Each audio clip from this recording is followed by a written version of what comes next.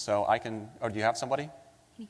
All right, go ahead. Hi, I'm Alicia Dunn from Persistent Systems. Hopefully this will be an easy question to keep the panel going and actually be a little more lively for the rest of us since we look like we're falling asleep. One of the takeaways I think a lot of people are thinking, but no one has actually asked the question, is we've touched on it briefly, but I have personally dealt with this when trying to implement Appian and trying to deliver a solution to either a customer or just bring a project to completion. One of the things that I honestly believe is that without obvious value, adoption to change is very hard, if not impossible. We spoke before about not implementing anything after the age of 30. Well, my mom text messages now because she saw that we will actually respond to a text message instead of picking up the phone. So she saw the value instantaneously, and she started implementing that into her life and using it.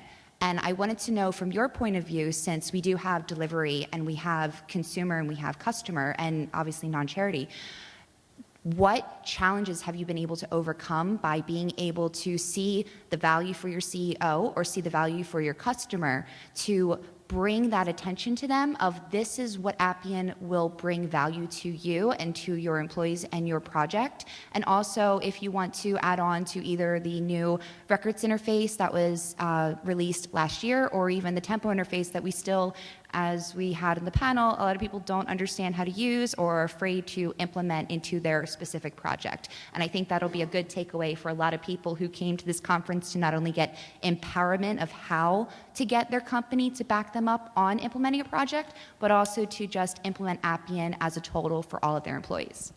So it's a great question. You know, what is that key essential nugget to help people Monday morning when they get back to the office to engage, to show value? It's a great question. I love it because it allows us to brag about what we are doing, I guess. Last year, Crawford presented some of the cases that have been very successful, our Appian implementations. And I can name just a few that actually energize the business, the clients, and the users also. One we call site assessment, but it's really a suite of applications, different types. The whole idea is that we have a mobile workforce out there in the field, and we want to make it easier for them to do their job.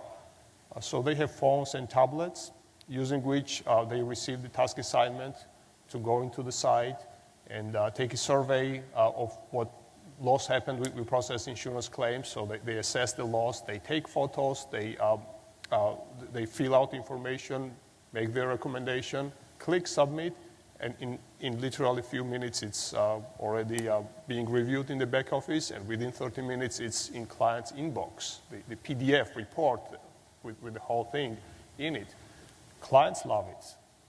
Our operations love it. It significantly improves operations. They don't have to keep coming back to the office and all of that. Account managers love it. The salespeople love it. They go to the clients and say, see what we can do. That's one example. I can probably bring others, but a non-parting thought? No, I think it's about delivering value, as was being mentioned. So how do you make it so that you can delight your stakeholders in some form or the other? And I think what Appian has demonstrated or can do well is that the mundane or the not so exciting tasks of what we have to do in our day-to-day life, we can compress them and automate them in some form. I think that's great value in some of this stuff. Yeah, I think that there's both short-term and long-term things you need to be thinking about when you have that conversation about how Appian's going to deliver value to people, right?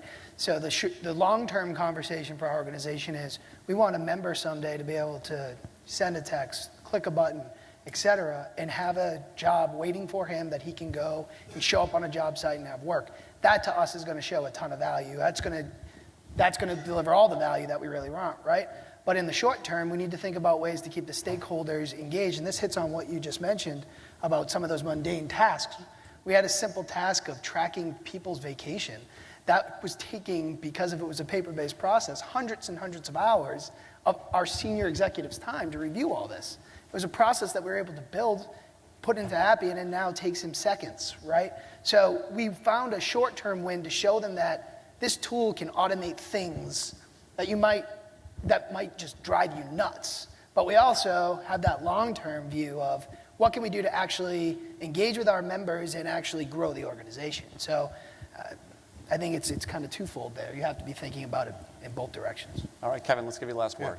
I think the one thing that's interested me, and I presented yesterday, I had several people come to me and they said, you're so lucky that you've got such buy-in from your chief exec and so on. I thought, yeah, I am lucky. And then I thought about it and reflected again. And I thought, actually, no, because it's taken about 5 years. I didn't know it was Appian then. I didn't even know it was BPM then. And I wasn't even IT director then. But it's been taking a lot of chipping away to get to where we are today.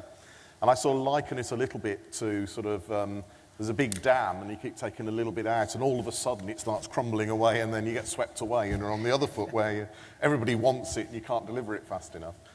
I think the advice I would give is there are things out there that matter to the people who are in charge. And if you can do little things that improve those, you'll then be asked to do bigger things. And then you'll be asked to do bigger things over top of that. And I think you have to build up a reputation, you have to build up some evidence in the eyes of the people who are in charge to actually achieve this. And it's not necessarily going to happen overnight, but when it suddenly, I think suddenly it'll click. And suddenly you're on the other side of the curve, if you like. You're not trying to pull it, you're suddenly trying to stop it from running away. So my advice would be is just find something that matters that you can do. And I think the quick, rapid sort of stuff that demonstrates value quickly, and it'll build up. Fantastic. All right, well, thank you, panel. Let's get a round of applause for our panelists.